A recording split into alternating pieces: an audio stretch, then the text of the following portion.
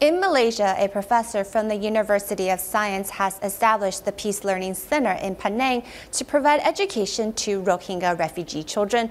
Recently, one teacher in training noticed that the water at the center was not clean and sought out Tzu Chi's assistance. Upon learning of the situation, Tzu Chi volunteers installed filter water dispensers at the school to give children safe drinking water.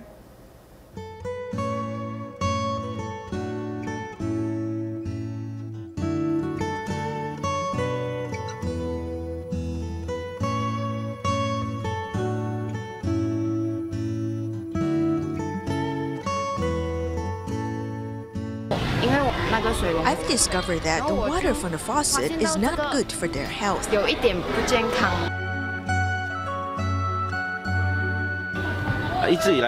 been sponsoring dialysis center in Myanmar for a long time, so we try our best when the opportunity arises to form good affinities with these children.